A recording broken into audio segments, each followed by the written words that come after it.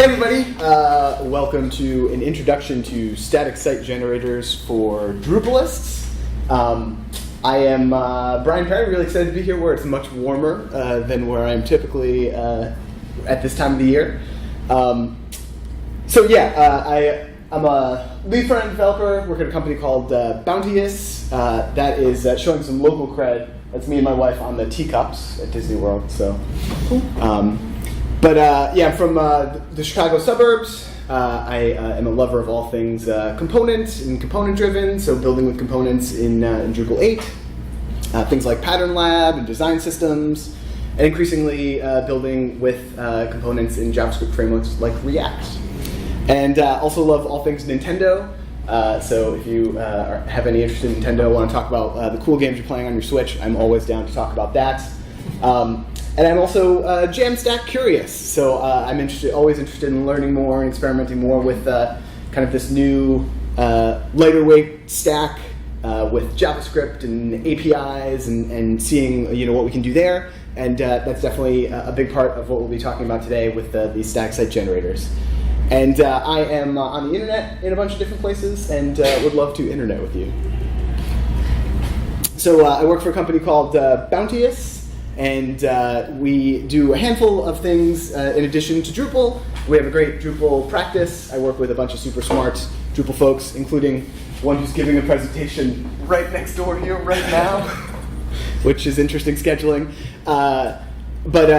So learn a lot from them, but I'd say in general, we're often hiring. So if you're looking to do great Drupal work, get in touch. And if you're looking to have great Drupal work done, I can also get you in touch with someone.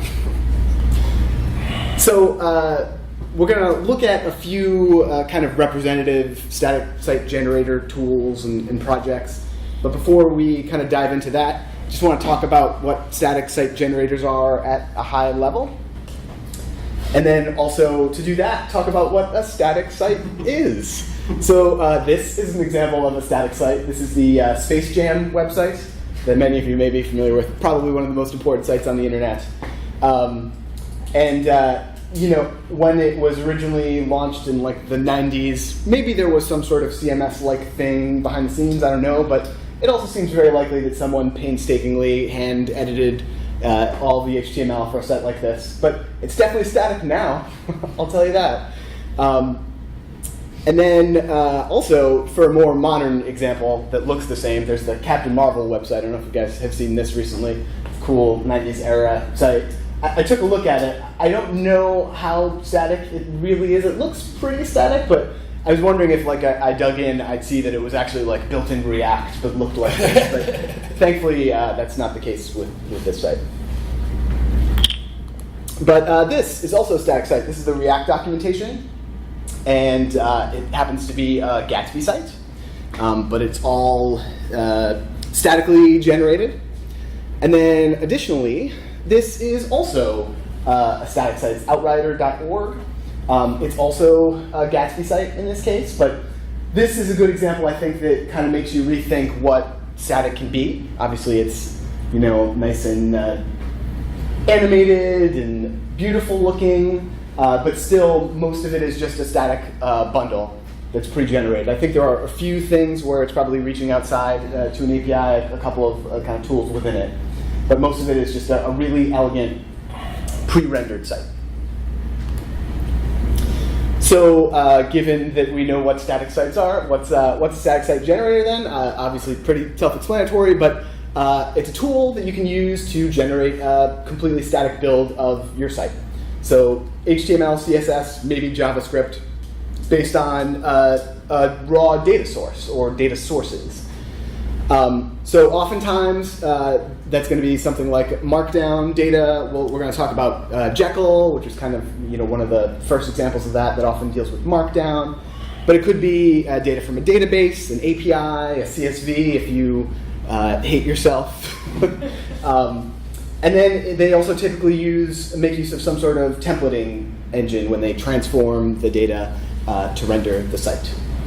So because you just have static assets at the end of the day, it also really changes the game as far as what you need for a stack to host this. So you don't need like a full LAMP stack, you don't need a database.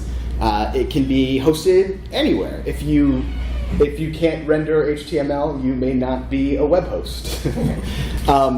And there's tons of different projects.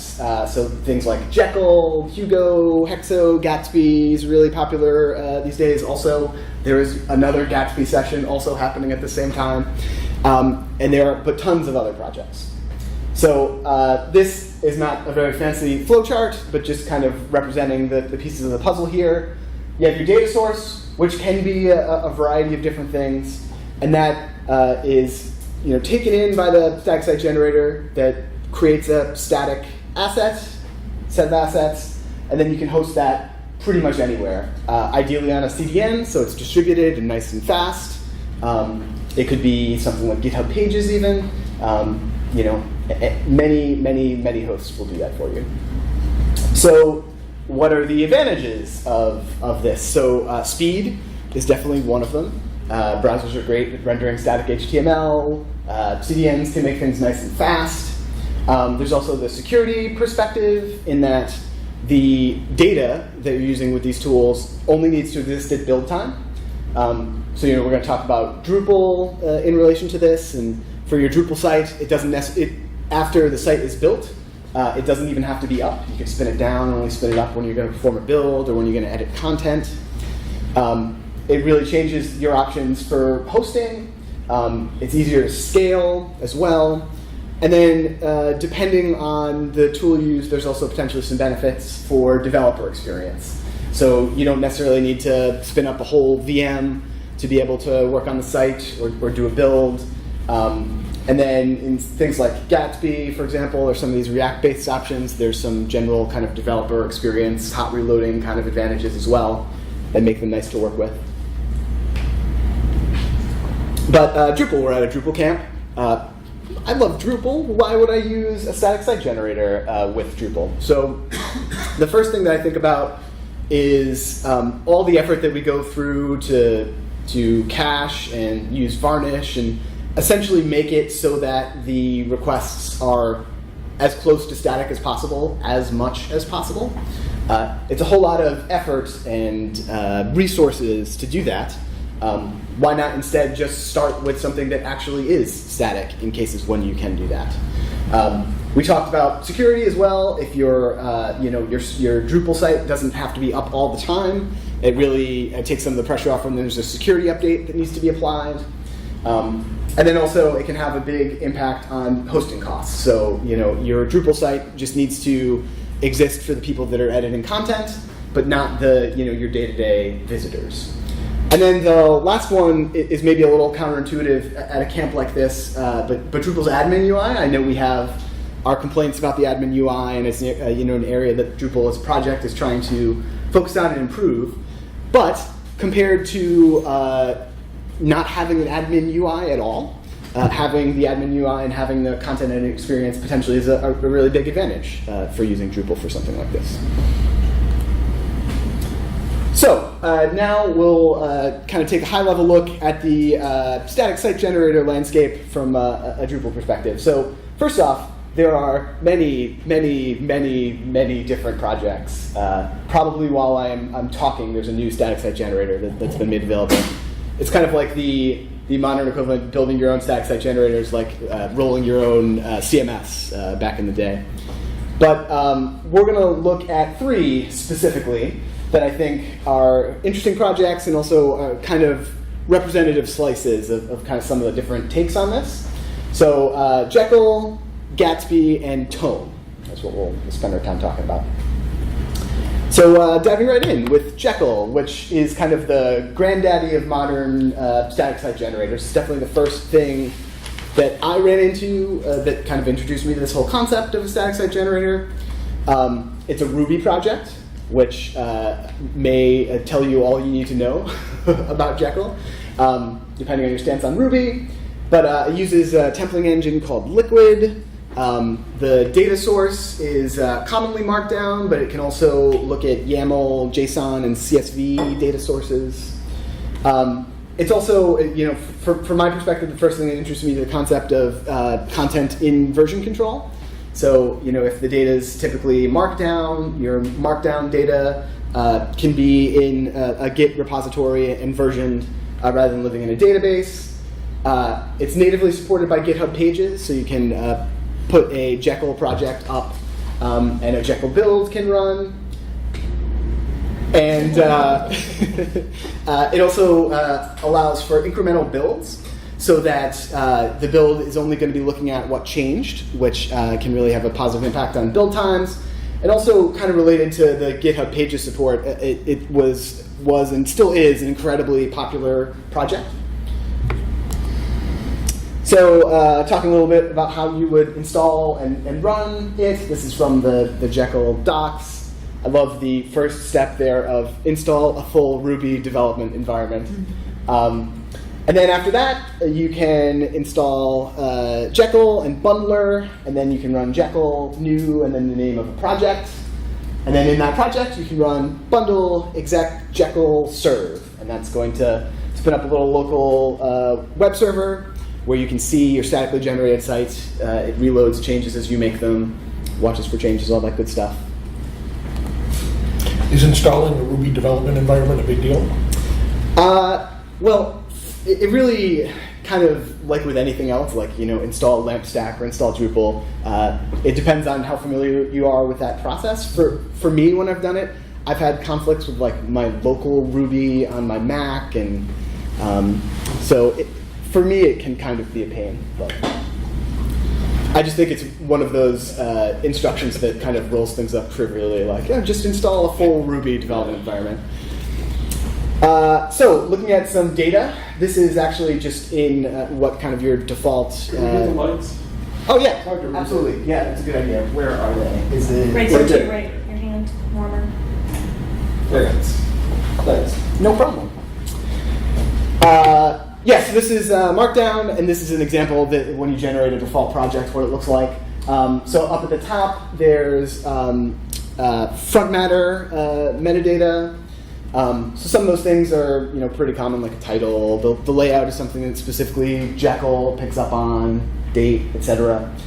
And then there's Markdown. And Markdown can also include HTML. I believe that's also valid Markdown. And then there's a few kind of templating things that are specific to Jekyll, like the syntax highlighting and such. But for the most part, it's just a Markdown file. So if you're familiar with Markdown, you're probably pretty comfortable reading and editing this. And then this is what a template looks like. Again, it uses Liquid, but for somebody who's maybe familiar with Twig, a lot of these kind of templating engines, they have their own little quirks, but it all looks pretty similar. It's pretty easy to pick up on. Yeah, so that's a template there, and there again are a few kind of things specific to Jekyll, but really not all that much here. And then as far as using it with Drupal, so there really aren't a lot of formal options for Drupal 8 that I've seen. Jekyll has a concept of importers, and there are Drupal 6 and 7 importers. So we're going to shut that off permanently.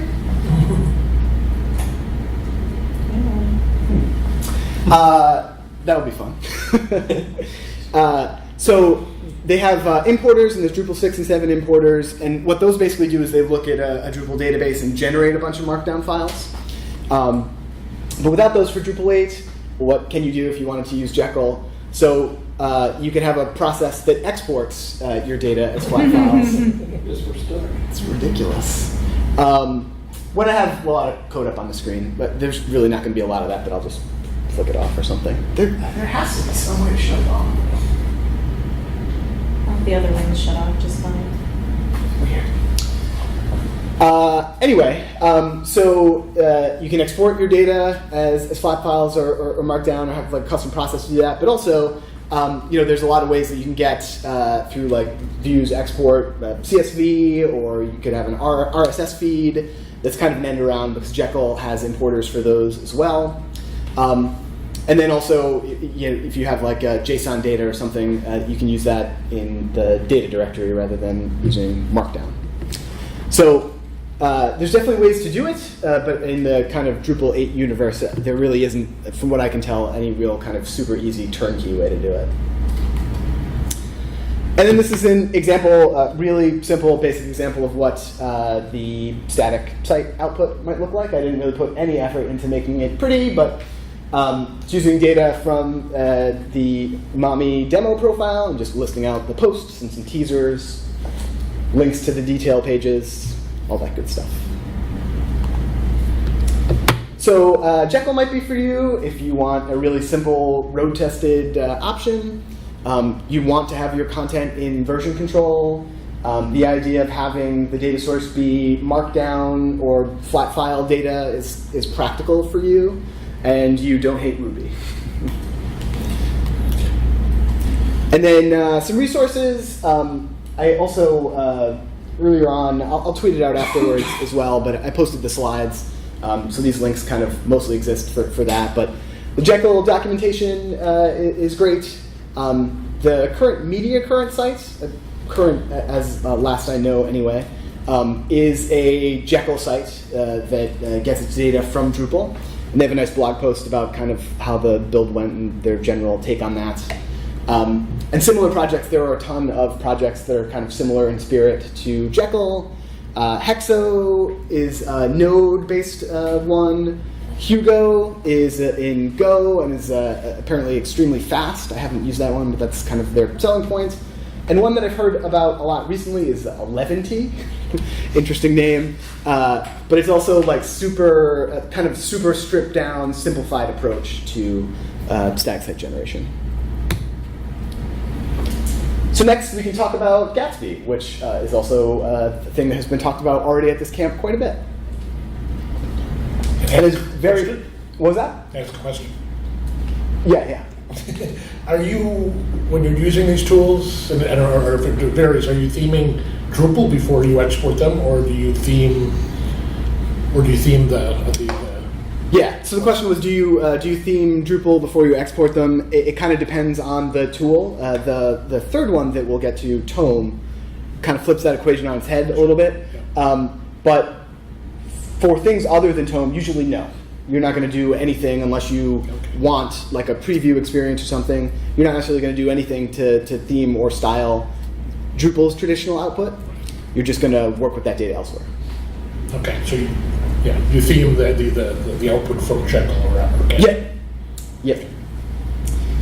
Okay, so Gatsby, their pitch is that you can build blazing fast apps and websites with React. They've kind of changed their pitch a little bit over the past year, in that they used to call themselves like a blazing fast static site generator, and now, I think fairly so, they're trying to really stress the fact that while it can generate static content, it also can just generate a really fast performant React site as well, which is true. Templating-wise, since React, it uses JSX, and there's a lot that goes on in these components. We'll look at it. So templating isn't necessarily the most fair way to look at it sometimes, but and then it uses GraphQL to query the data from your data source. So you write GraphQL queries to get the data that you want available to your components. It has a thriving plugin ecosystem. We'll talk about those, but there are like plugins for things like styling options for React and things like that, but also data source plugins. And it's the new-ish hotness. I feel like we've been talking about Gatsby enough now, and it's been around and popular in the Drupal community enough that it's only the new-ish hotness. It's super duper, really, really, really fast. And it's also not just for static sites, as we mentioned. So here's how you would install and run a Gatsby project. So you can run npx Gatsby new and then the name of your project, or alternatively, you could also install the Gatsby CLI globally. This is the way they're recommending now in their docs. Then change it to your project, and then you can run npm run develop, which is going to start a local development server and watch for changes, and then any changes that you make in your project are going to be immediately reflected in your browser. You can run npm run build, which will build a production-ready bundle of static assets. And then npm run serve is going to serve out your static build so that you can try it out, which you always should do. There have been cases where I have not done that and gotten bit by it. Also alternatively, there's the concept of starters. So, like for example, for like a blog setup, or in some ways they kind of overlap with themes a little bit. But if you want to start a blog or a specific type of site, you start with a starter, and it has a number of installed dependencies and sometimes some basic theming. So it's a way to just quickly get a project up and running. And this is an image from the Gatsby site, but I think it's a good way to kind of visualize some of the things that makes Gatsby interesting. And as I mentioned, there's the concept of source plugins. So that allows you to get data from a number of different data sources. And you can use multiple source plugins. So it's possible to have data from a variety of different places that all comes together and is available for you to query in GraphQL. I don't know if maybe this is the time to shut the light off so you can see it a little bit better. Stupid light. So for example, there's source plugins for Drupal and WordPress and for like JSON and the file system, and all that stuff can come together. And then go through Gatsby, make it available to your static build, and then you have an asset, a bundle that you can put on a CDN and deliver to your users quickly. And then, so here's an example of a few examples of what the data could look like. So you could have a React component that is just a page. So this is actually just going to render as a route on your site, page 2 in this case. So there's just a component here, mostly static, and that's just going to render a page. Alternatively, it could be Markdown from the file system. So there's the Gatsby source file system plugin here, and then also Gatsby transformer remark, which allows you to make use of the Markdown data and parse it. And then that data from that source plugin is available again for you to query with GraphQL. So this is graphical. I never quite know the right way to say that. But it's a really nice query UI with like auto-suggest and built-in documentation, so you can experiment with your queries before you include them in components. For somebody who is new or was new to GraphQL, it's really, really helpful to have this. And then, for kind of templating, again, it's JSX since it's React. But also there's more that goes on than just the JSX here. So there's that query, which is actually at the bottom of the file, but it's on the right-hand side here. And so that's the query, type query that we looked at in the graphical. But so that just allows you to get the data that's going to be fed and made available to your component. So again, this is an example with the Umami demo data from a Drupal site. It's getting all of the recipe nodes and then making those available to the component, and it's iterating through all of the recipes and listing out links to each of the recipe pages. And then using it with Drupal, there's a Gatsby source Drupal plugin, and you can npm install that. And then there's just a few minor pieces of configuration.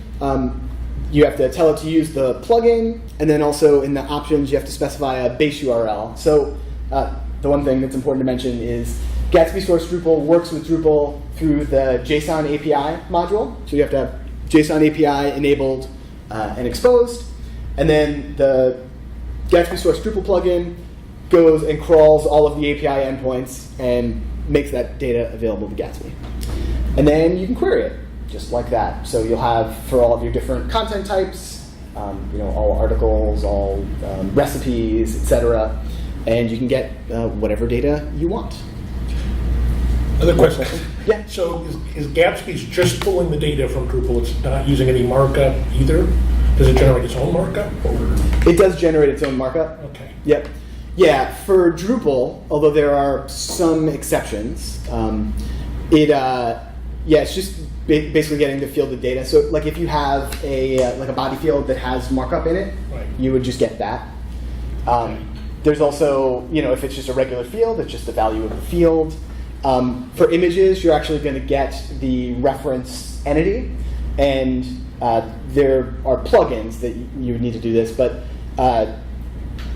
Gatsby will actually create a local copy of that image, so that it's not trying to hit things on your Drupal server, because you want a completely isolated build. So it creates its own copy of the image. It can create different responsive versions of the image, things like that. And then also there's a Markdown plugin as well. So that's another case where during the processing it might actually do something to manipulate the data. But for the most part, it just gets all of the data from that JSON API response and runs with it. So if you're pulling a view from Drupal into Gatsby. Yeah, that particular case, I don't think you are. I don't know if the JSON API exposes views. So you couldn't necessarily pull a view from. Right. Okay. Yeah. It's more that you would, with your GraphQL query, construct the equivalent of a view. Okay. Yeah. So quickly, who here has not actually clicked around on a Gatsby site before? A few of you. Okay, cool. Yeah, just wanted to give a quick demo so that you can kind of understand some of the kind of performance things that Gatsby offers. So right here, so I have Gatsby running locally here. Again, all these examples are using the Umami demo data. But here's my local Gatsby site. And then, so I have the performance, the network console open just so we can see. Part of what makes Gatsby feel so fast is it does a lot of preloading and prefetching using the purple pattern developed by Google. It's like a approach to prefetching. But as we scroll down the page, you'll see that it is actually bringing in image assets kind of as they're about to enter the viewport. So they're preloaded. It has a nice little image scaling effect. But also it's determining links that are on the page that you're likely to navigate to, and it is going to load the data for those routes in advance. So when you click on one, it loads instantly, and it feels disarmingly fast. And it loads instantly because it's already loaded. So it's really nice and really feels incredibly responsive and fast. And Gatsby's project really focuses on performance. And you have to really work kind of hard to make a Gatsby site not feel fast. And yeah, so if we make changes here in one of our components, this is a recipe. So what's the example here? Yeah, preparation time. Oops. So I just make that change, and it's immediately reflected, reloaded in the browser. So it's a nice development experience, all that good stuff. Question? Yeah, that's great. So are you building menus in Drupal, or do you do all that at the Gatsby end? All that at the Gatsby end. Okay. Yep. Yeah. It's definitely completely decoupled from Drupal. You could access your menus over JSON API though, and then render them into Gatsby. Yeah. It takes some work, but That is true. Yep. But you do, yeah. Okay. But yeah, I just kind of wonder the case where that would make sense, because I would imagine your routes are not going to be exactly the same necessarily, but yeah, it's possible. Yep. I think I was envisioning Gatsby crawling the Drupal markup and creating templates. What you want is the next project we're going to talk about. I understand that. Yeah. Which is great. Okay, yeah, so that's a quick look at what a Gatsby site feels like.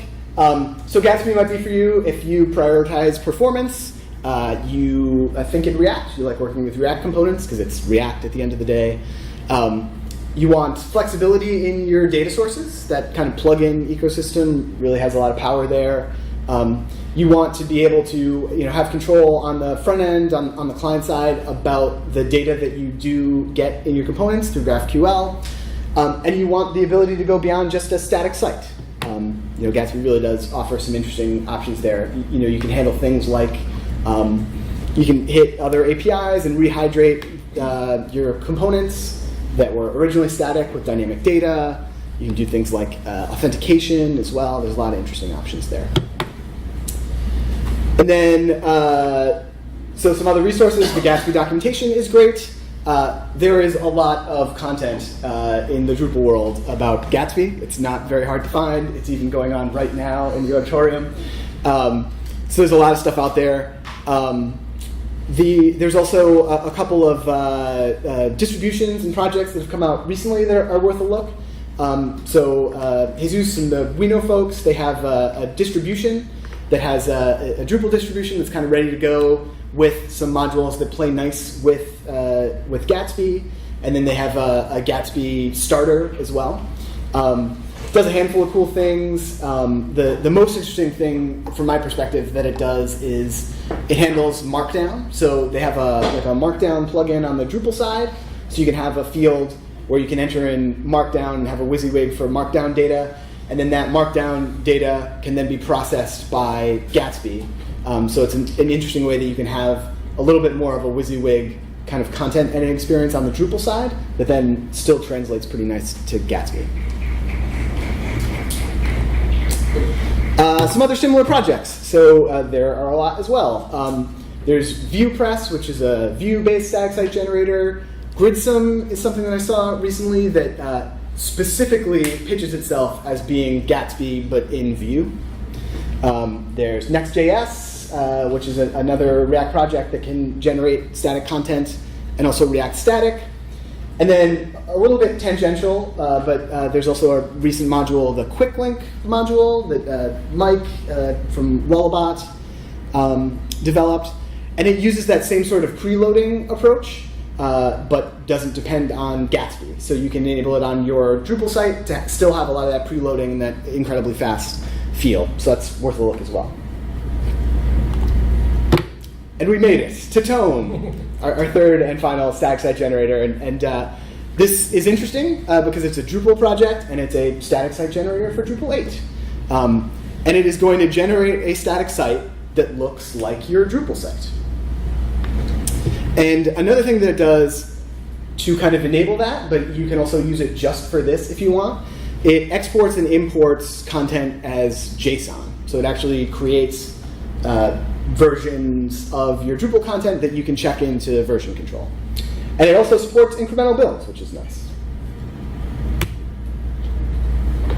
So installing and running Tome. So there's a starter composer project that you can use. So you can install that and then run your composer install.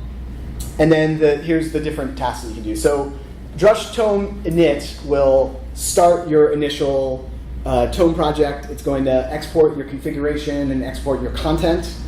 And then you'll see that in the /content directory, your content's available as JSON files.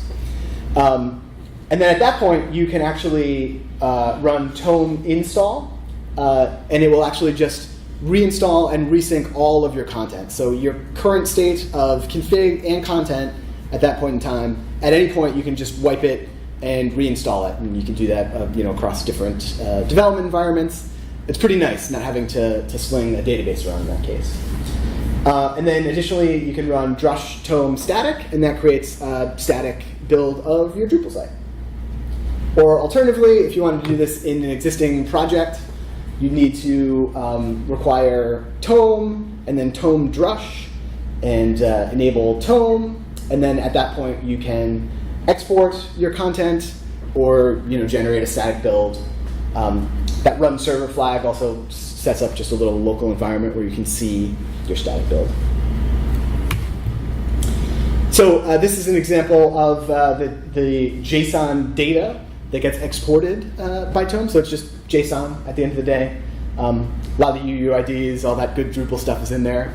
And then from templating perspective, it's just Drupal, so it's Twig, the Twig that you know and potentially love. And then the output is going to look like your Drupal site. Theoretically, there are some things that really wouldn't make sense in a static context, like search maybe, or login. But yeah, it's just going to look like your Drupal site. So Tome could be for you if you want to keep using the tools that you know from Drupal, but want a static site. You want your Drupal content under version control. It's a Drupal 8 project, so I can only say this for Drupal 8, but it's also a great option if you wanted to archive a Drupal 8 site. Want to have the content online, but it's not going to change anymore. Or if you want to import your flat file data into another system, so there's a Tome-related repository for use with Gatsby. So in that case, it's actually exporting all of Drupal's content as JSON, and then Gatsby is importing it through the JSON source plugin. A bit of a weird end around, but an interesting application there. So Tome also has great documentation, and specifically if you want to check out this project, their Getting Started walkthrough is really great, and it kind of helps you understand some of the cool things this project can do. It takes 10-15 minutes to walk through, and also a great thing to just check out and try on your site. I'm sure the maintainers would love to hear some of the cases where you might run into issues, certain Drupal configurations that it doesn't quite yet support. But there also are some similar projects. There's Static Generator, which generates a static version of your Drupal site. And there's a handful of different approaches to being able to export and import your content, default content, and YAML content being a couple of examples. Yes? There's a D7 static generator, I believe. I believe there is, yeah.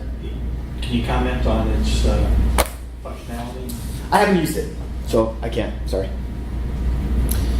Any Tome-related questions before we move on? Did a good job. Cool. That's great. Hey, I love hearing that in the middle of a presentation. Yes? Is there anything in Tome stopping you from, say, having comments enabled on a node and then with the comments fields, or the comments area still render and it would just not submit to anywhere? Yeah, there isn't. I do think it tries to be intelligent about some things like that. I haven't kind of read through all the docs around that, but for example, putting this demo together, I had the login block there, and it generated that.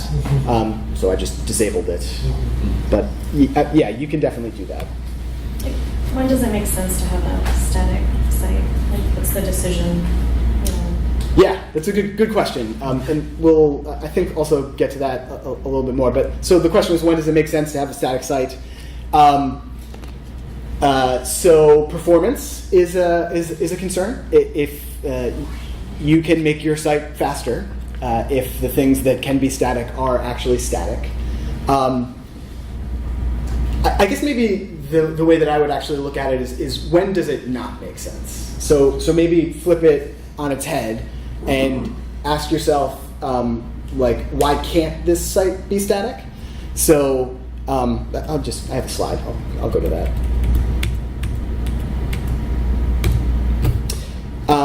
So the volume of content can be an issue. So if your build process is long enough and your content changes frequently enough that the build processes are going to start running into each other, that would be a case where it might not make sense.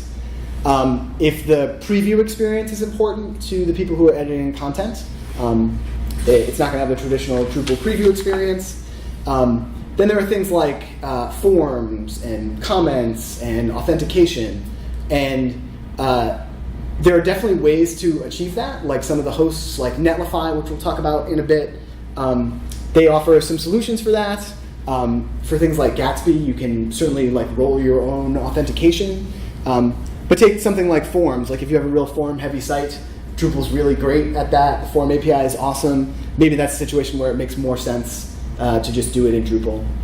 And then, a case that I ran into, we did a rebuild for our company site, and our content actually doesn't change all that frequently. Maybe once a day. So that was definitely an opportunity where we considered making it static. But we had a number of different sites coming together in a new Drupal 8 site, some Drupal 7, some WordPress, and getting everybody together on a traditional CMS editing experience seemed achievable. But the idea of having everybody have to get used to like a static build process, that just seemed like kind of one step too far. So I know that was a little bit of a kind of crazy path around your question, but did that help? Yeah, thank you. Cool. Okay, yeah, so one other thing that we can spend some time on is automating deployments. So you have static build as looking at your Drupal sites, but I updated my Drupal content and nothing happened, so what do I do? There's a bunch of ways to handle that. So one is you can just trigger your build process and deploy your assets somewhere. So for my personal sites, that's what I'm doing currently. I just run Gatsby build, and then I commit the build and push it up to GitHub pages. For certain hosts that support this, like Netlify is the example that I've used, you can trigger a build with a commit, so that when there's a commit in a repository, it'll actually kick off a build process and create a static stage of the site that you can then promote to production. Or alternatively, you can trigger a build with a webhook. So Netlify has the concept of webhooks, and if you post to a particular webhook, it will kick off a build process. So I'll actually, if the internet wants to exist, do an example of that. So this is my blog, and I created a Greetings from Florida Drupalcamp post with that guy holding an alligator outside. And I will publish it and save it. And then in Netlify here, so there's a handful of different modules that you can use for webhooks. It's actually not too hard to even just write something yourself, but there's a webhooks module, and then we know folks also, I think they did a build hooks module recently, but the basic idea here is that you can based on an entity type, whether or not, like when it changes a particular event, it can hit the webhook. So I've got things set up so that when I save a node, it pings the webhook here, and if I go to deploys in Netlify, we see that it started a build here. So in a minute or so, we should have the static build ready to go and see our guy with the alligator. So we'll check back to that in a second. And then the way Tome handles this is also pretty cool. It has some nice integration. It has a Tome Netlify module. So I can also try to kick off an example of that. So I have the Umami demo site here. And I'll just quickly create a new post also with alligator guy.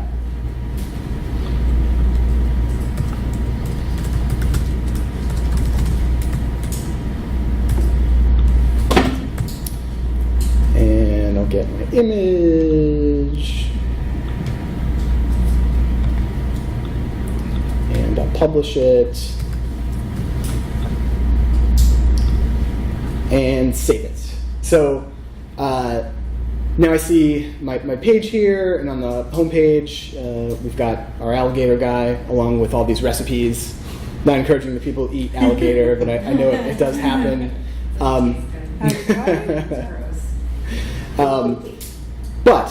So that's the Gatsby project, but if I go here and look at my Tome project, so when I saved that node, automatically it actually went and it exported the content for it. So if I git status here, we'll see that there's actually a new JSON file for that node that I created. The file is available, and then some additional JSON data for the file entity and all that stuff. So it's just automatically exporting that content in real time whenever you make changes.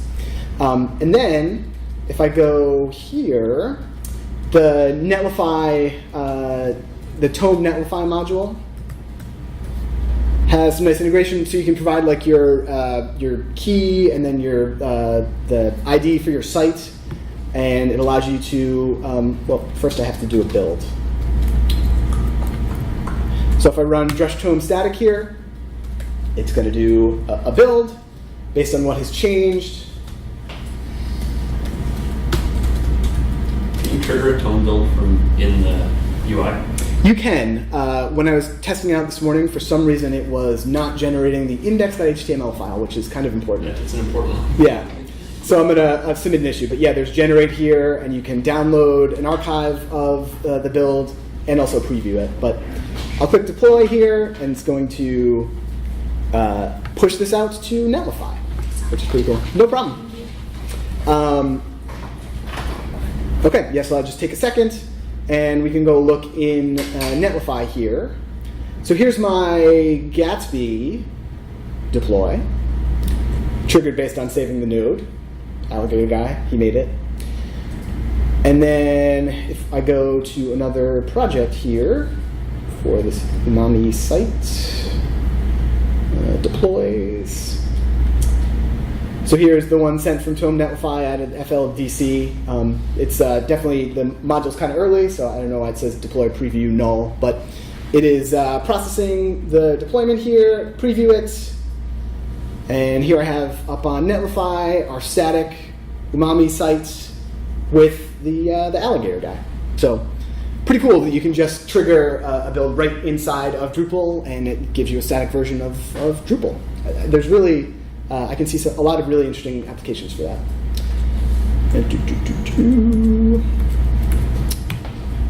Okay, so yeah, we're pretty much up on time. I think we do have some time for questions, but just a few things kind of closing out. Yeah, I'd recommend, as people get more familiar with building static sites based on Drupal, to kind of change the way you think about things that are dynamic, and ask yourself more frequently, like, can this actually be static? And I should at some point create a static Drupal site about static Drupal sites, but haven't gotten around to it. And if for some reason you want to hear me talk even more about this particular topic, I was on the Talking Drupal podcast a few months ago, also talking about static sites in Drupal. So check it out. And I have, if people have questions, I think we have some time for questions, but thanks.